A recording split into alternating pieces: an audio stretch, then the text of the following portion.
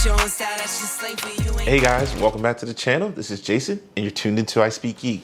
So today I wanted to talk about the K1 V4. This is a new mechanical keyboard from KeyChron. As I should say, it's the newest version of this particular keyboard. As you know, I have been using the K4 from KeyChron, and if you stay tuned, at the end of this video, I will be giving you some information on how to win this particular keyboard. So I switched to the K1 V4 for a couple of reasons. First, this is a full layout keyboard. And it is not that compact style like the K4. So typing on the K4 can be a little bit cramped. Whereas with the K1, it's a lot more spread out. I find a little bit more ergonomic for me.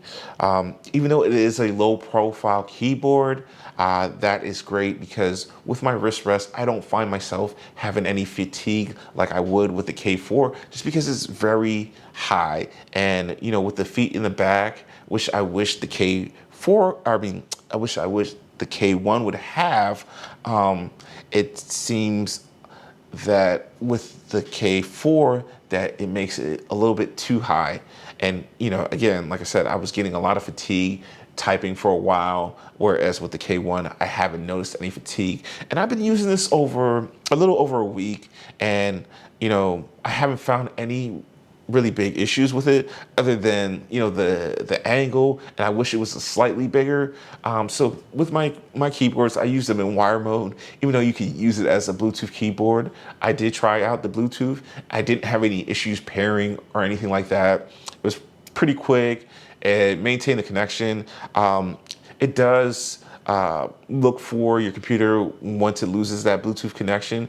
I believe there is a way to keep the keyboard awake so it's a quicker response time. I haven't actually tried that out as I've been using it in wire mode. So when you get this keyboard, you get a few other things.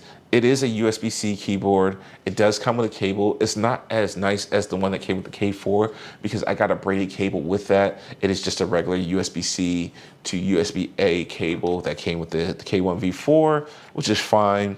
And of course, the USB-C port is here at the top versus the K4 where it is at the side. This keyboard also has a smaller battery than the K4. The K4 has a 4,000 milliamp battery, whereas this has a 2,000 milliamp battery on board. So they said if you turn off the backlights on the K1, you should get about 2 weeks of battery life. And I noticed the sound on the K1 is different than the K4. I do have the optical blue switches on the K4, so it should have the clicky type of noise. With this, it has the KeyChron blue low profile switch.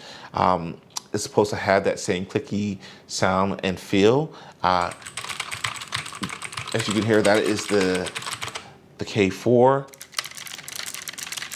and that is the K1. So a little bit of a difference in the noise there, but I can say that I noticed myself gravitated more to the K1 just because of that full layout, and it's not so cramped, so my hands are not getting fatigued, and I tend to use it longer than I would the K4. So for me, another thing is that I work in IT, and I do have to do a lot of typing, and there's sometimes I have to, you know, work with certain programs that need certain buttons.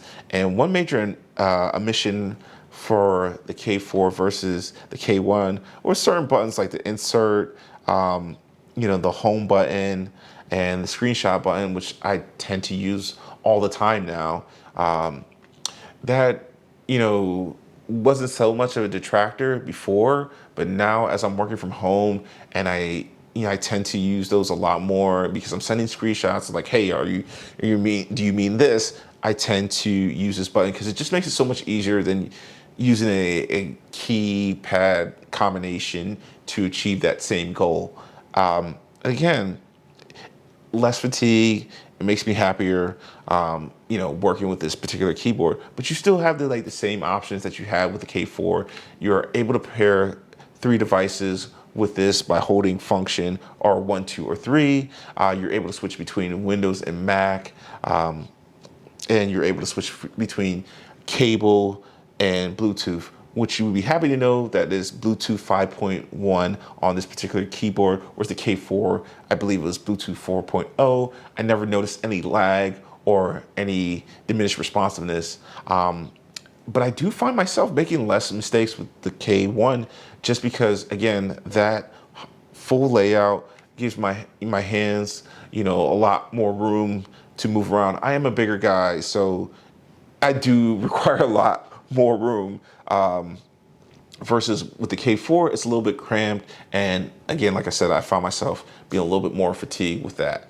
So K1, other than, a few minor gripes, it is a phenomenal keyboard. If you pick it up, I don't think you'll be wrong. And especially if you're one of those people who enjoy the full layout like I do, because sometimes you're doing stuff with numbers and you have that keypad right there. This is definitely a great keyboard to pick up. And again, I am new to the whole mechanical keyboard, so don't go too hard on me in the comments. So guys, if you're trying to win this K4 that I have in front of me, codename Wobbuffet, what you have to do is like, subscribe, and leave a comment on this particular video. And then once we reach 500 subscribers, then I will give away this keyboard. The winner will be picked at random, and I'll cover everything for shipping of this particular keyboard to wherever you're at. So guys, thank you for watching. This is Jason, and you tuned into I Speak Geek. Later, guys.